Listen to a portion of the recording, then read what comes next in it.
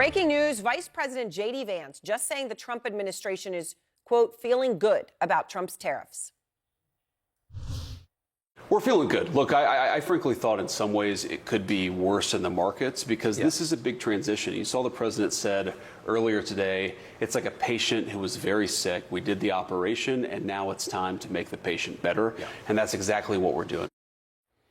All right, this says Jim Cramer from CNBC's Mad Money, who has never been a free trader, right? So he's not just out here to go against them. No. He's saying the White House doesn't seem to understand what it's trying to do and that the reciprocal tariffs are not reciprocal.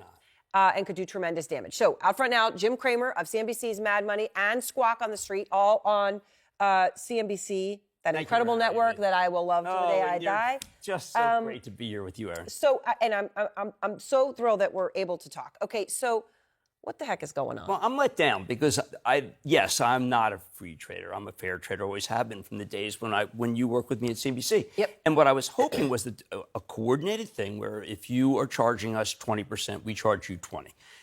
Instead of a car where we're only making you pay 2.5 and you're not letting us in, we try to get things better. But instead, so on a specific thing, you go, if they're 10 on a car, you go 10 on a car. But I went deep on the numbers today, and the numbers did not make any sense. And I was actually. I was doing like bananas in Vietnam. You did Cramerica. Well, I just said, it's one of these things where if I'm doing 100 billion and you're letting me do 10 billion and I'm letting you do 100 billion, there was a way to be able to make it work. But the numbers that they did, and they had this ridiculous.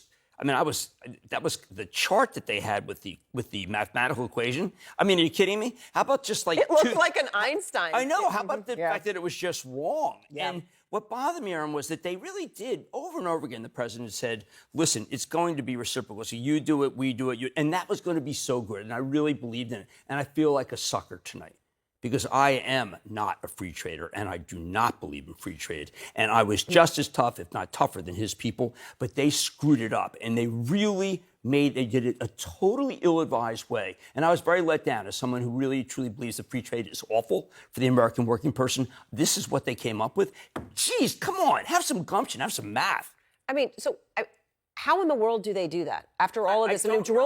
They assured us over and over again, Aaron, that they were going to do the thing that would make it so that the tariffs would come down and the countries that were bad actors would change their ways. And then Israel decides to get rid of tariff. And they tariffed them anyway. Vietnam decides to cut their tariff, and they still got the highest tariff. It was such a shame because they missed the opportunity, and now they have to pay the price.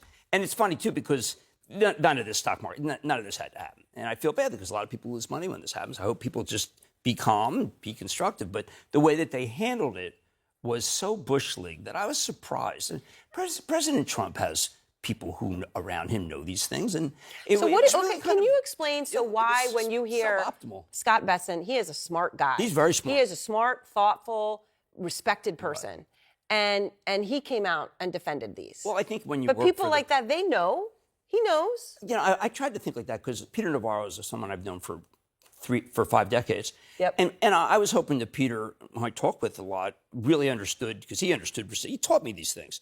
And I know he knows what reciprocal tariff really is. And he didn't deliver on that. And that was a shame because there was such a great opportunity to course correct and make it so all these people who have taken advantage of our country repeatedly and wiped out all of the jobs in small towns, wiped out my father's job. This is one of the reasons why I've always felt like this. It's ridiculous how badly we've been taken advantage of.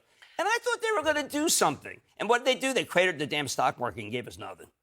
Well, I just want to emphasize again, I think it's so important to emphasize where you're coming from. Because there are some who will come out and say, well, Larry Kudlow, your old friend, I know, we always had a very flashpoint with me and Larry. Right, was about free trade, and they'll make the economic argument for it, and they'll make, that you're not actually coming from that. You would have been open. You're not ideologically opposed to the concept of what they were trying to do. Not at all. But they didn't do it. They made a bargain with the devil. They decided to get rid of the American working person's good job with a good pension and sacrifice it so we could get cheap goods. And they never thought for a minute, the Republicans or Democrats, what would happen to those towns and those people, and they were left behind. And I always felt that was horrendous. A president comes along that's going to do something about it, and this is what he does? Part of the reason, and you and I are friends for a long, long time, but many people know our relationship for this one moment. Not this moment, but a moment. You know it for decades of my so fortunate to be friends with you and your family. There was this moment, and if anyone hasn't seen it, I'm going to play it. I'm going to play it because we're in a moment right now. I don't know if you heard Peter Tuchman describe it on the floor today. That it was a feeling like in COVID, of just feeling a darkness and a fear and on that floor that people hadn't felt. And it was a horrible feeling. It makes you feel sick. And there was another moment, he mentioned COVID, there was one other moment. And that moment was that horrible crash when nobody thought they could even get money out of an ATM. Right. No, that was us. And you said it like it was at that time. I want to play the moment. He has no idea.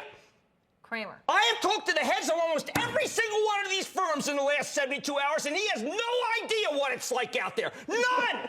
And Bill Poole has no idea what it's like out there. My people have been in this game for 25 years, and they are losing their jobs, and these firms are going to go out of business, and he's nuts. They're nuts. They know nothing. Cramer.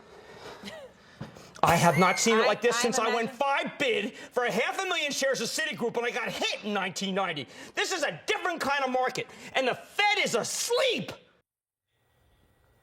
Nailed that one. Obviously is very much less medicated than me now, or maybe just younger and a little more fiery. But yeah, that was 2007. You and I both knew, and I was getting tired of trying to be calm and trying to be like you are supposed to be on TV. Right. But I always felt comfortable with you, and I know that I just said, oh shit, excuse me. That's down. That's like all right. Restoration sound like Hardware. Gary Friedman. My friend is going to be on tomorrow at RH. I'm going to have him on. Oh, you're going to have him on? Gary, I've known him for a long time. Well, I want to know what it's like in that moment when you look down on your computer on your 100 call. points. When you drop 100 points, you're But stuck. here we are, and I understand it's a different moment in some senses. CNN. But I'm sorry. It's another moment like that, though. Well, okay, where so you come out and let's put it people should know better, and they don't. Okay, so let's put it in perspective. Then I was worried about my paycheck. I was worried about all the banks failing.